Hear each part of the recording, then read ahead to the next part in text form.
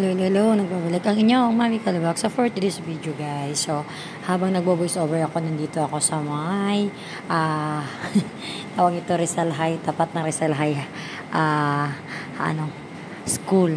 Kasi sinamahan ko yung pamangkin ko na si Idril sa schooling niya. So, ayan po. So, ito talaga ang kaganapan tuwing PD ni Papang Ben or sahod ni Papang Ben.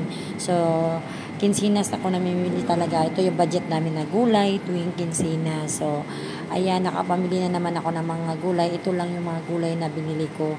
Kasi ito lang yung medyo mabababa yung presyo. Siyempre, kasama na po ating mga lamas dyan, sibuyas. At hindi naman talaga tayo nabubuhay pag wala sibuyas, wala mas baga Bisaya. So, ayan po. So,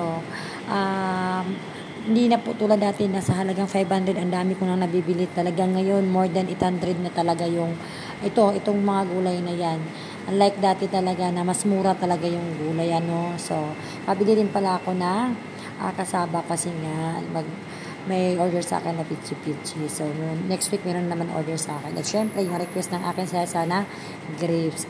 So, maprutas talaga si Kib at saka si Kendra. Then, ayan po, nakabili po kami na pang na baboy kasi gusto ni Papang Ben na magprito. And then, ayan po, bumili ng buto-buto, laman. So, ang laman namin halagang 380 yan. So, ilang lutuan na rin yan. Siyempre, yung giniling namin ay 1/2 lang. So, mga panahog na lang po dahil sa mga gulay. So, ayan po, syempre, kung may gulay, syempre, patas din po. Papatas-patasan na natin, no?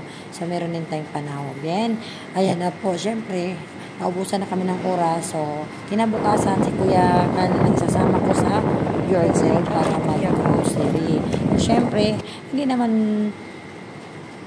dahil naubusan na kami ng time kahapon at si Papang Bin ay hindi siya bakatingan kasi nga duty. So, buti na lang may e-bike at meron din akong driver. Marunong naman ako pero so, gusto ko talaga sinasanay si Kuya Kan sa highway. Kasi hindi ibig sabihin na e-bike na yung dala namin ay hindi na po nakakatakot sa kalsada. So, ayan, nakapag-grocery kami ni Kuya Kyle at nag-request siya ng malaking mangkok kasi pag nagsabaw daw kami, maliliit yung mangkok sa bahay. Paulit-ulit tayo pa. Kumbaga, pag naubos yung sabaw, sali na naman, paulit-ulit. Ayaw niya yung ganon.